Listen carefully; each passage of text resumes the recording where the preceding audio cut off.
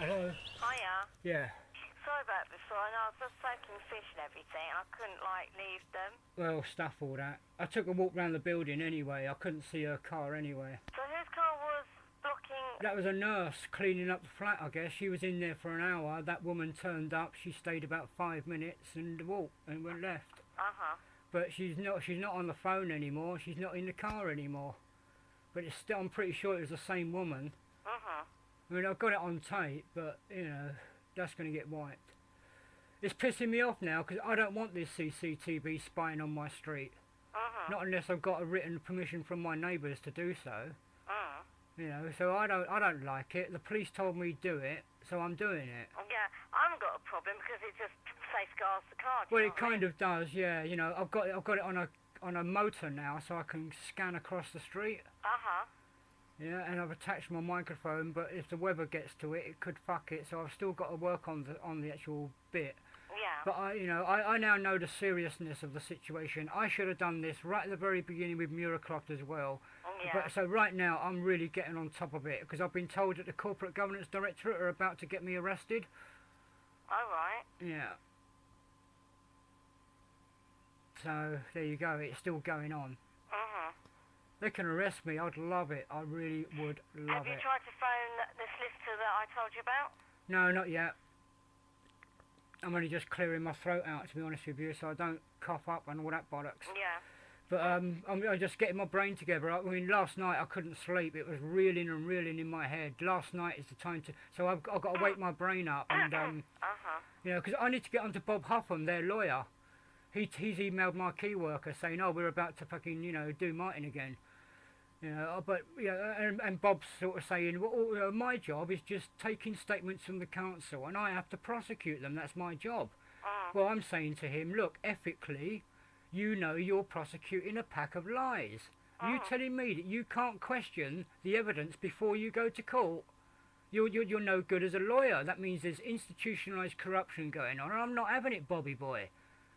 You know, you can either give me the names of those people that were with Deborah all day, or it's the entire Corporate Governance Directorate that I have to complain about. And don't forget, Bobby boy, you had this stick model blonde 22-year-old fucking gorgeous sweet little pie woman, okay, prosecuting me on the last day of my trial. Well, come on, Bobby boy. How do I know she wasn't with Deborah all day? Well, I know what you're saying. Right? So you ain't got nothing on me, Bobby boy.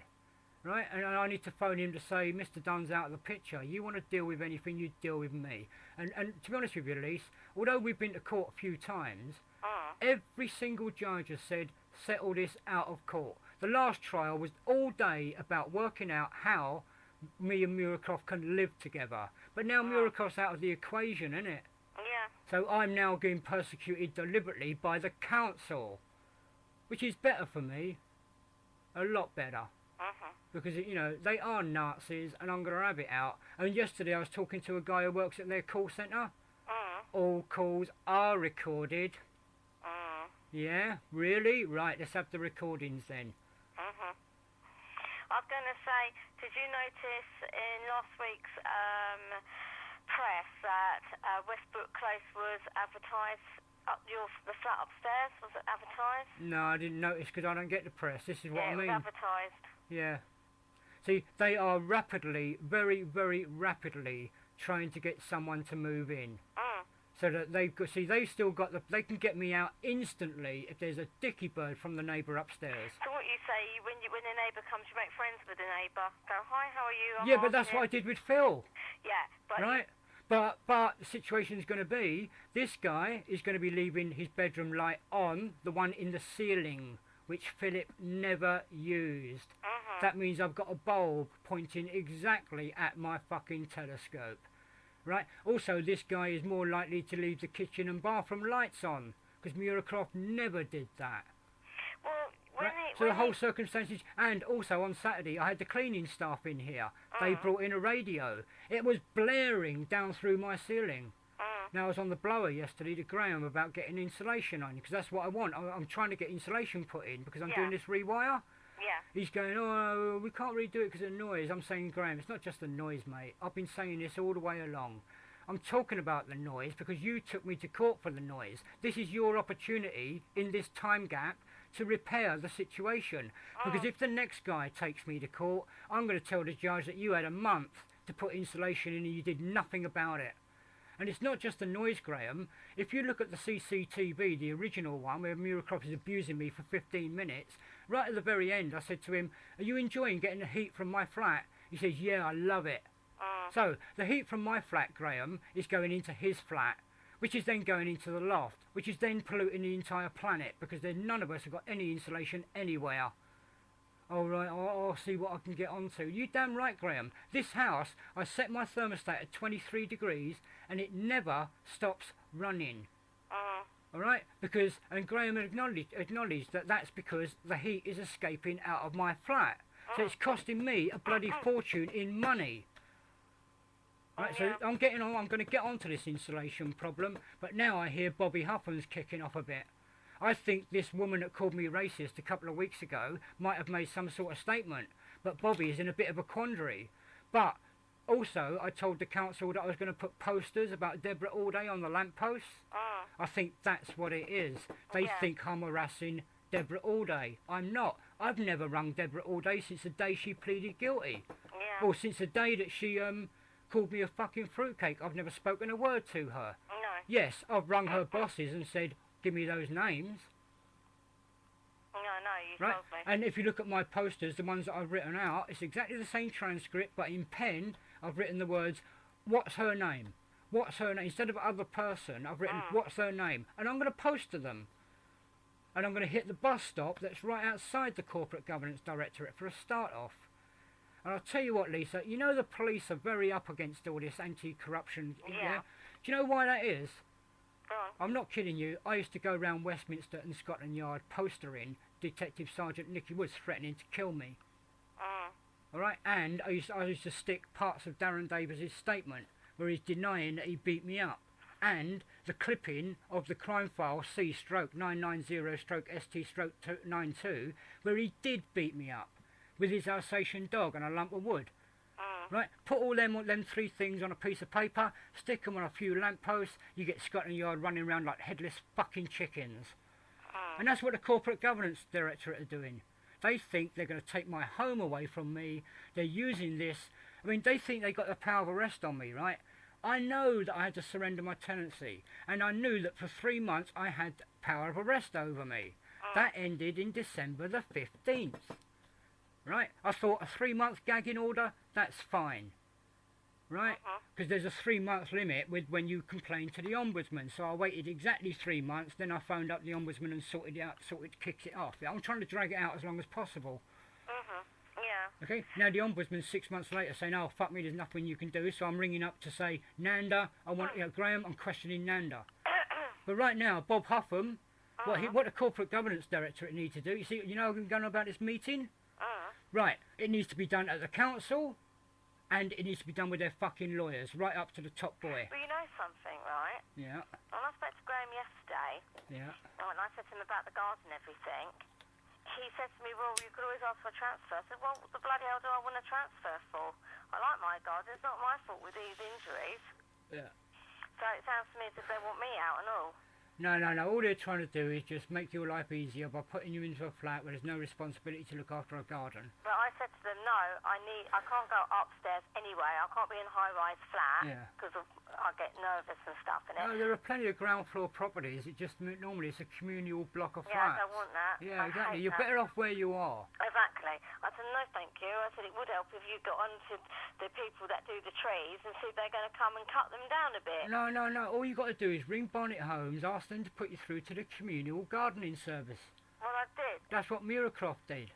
Yeah, but Muircroft got it on health grounds. Well, I don't know. He told me that I can get them to do my garden at any time. Unless you've got a mental problem or something. Well, you got physical problems. I know, but they haven't got it. They need. I just spoke to what's his name, Graham, yesterday. Once I got the report from my solicitor to do with the injuries from the specialist, then that's when I can get it sorted out. Yeah. But they only come once a year. Yeah. There is a house around the corner. It looks like they might be throwing out their flymo. I'm going to go and get it. I'm going to knock on the door and ask them what the problem is. They've kind of dumped it right on the front of the gate. Alright. But anyway, yeah, it's a different story. Yeah. Yeah, well... do you think before next week, before next you're talking about the future now. What? Yeah, you're talking about the future now. What? No, I'm not. I'm talking about a few days' time sort of thing. Do you think we can do the garden with this trimmer? It needs to be done before my friends come over. Look, I'm having to deal with Eddie's garden using his trimmer. It's damn well near impossible. Well, we can do something to it, make it look better than what it does. Well, maybe. I'm very busy with That Raj. reminds me, Wednesday. Yeah. Next Wednesday, I'm going to need you to feed the cats in the evening. Well, you know, like I say, that's the future. I could get arrested in the next hour. Do you know what I mean? I can't plan that far ahead with anything. Okay. But maybe we can start the garden or something. Not tonight because I've got Tracy hopefully coming over. If Tracy don't, then maybe. But I need to get some food in as well. Well, you know, your garden really is basically your problem, babe. I mean, I'll help out, but... Yeah. You know, I can't do it because of my injury. I can help tidy up and stuff and put things in the bin. Yeah, I know, but babe, you're spending your money in the wrong directions. You need to get your fucking lawnmower sorted out so the garden doesn't get in this state. Well, when I get the next money through, which will be about hopefully October time, I can get a new lawnmower, full stop. I want the one with the grass box on it. Your lawnmower wouldn't cost more than a tenner, right, to get fixed. You should just part exchange it for an old one. They don't do that anymore. Well, you should try. It's a recession, babe. Yeah, they won't get that. You haven't even tried. People are walking into these places. They've got no money. You've got your second-hand Hoovers. Right, I know that that's what's going on. Well, what I'm going to do, right? When I get the car money through. So your thing looks brand new. There's nothing really wrong with it. It's just the blade's fallen off, or it's got the wrong blade. A new guy, if you took it to the shop, they might go, oh yeah, thank you very much. They'll just change the entire blade without you knowing that could be done. But you need to get rid of it, part exchange it. It's no good for that type of garden. Pardon me. Yeah, and once the grass gets this long, it's ridiculous. If you had a mower, I'd do it every fucking month. Yeah.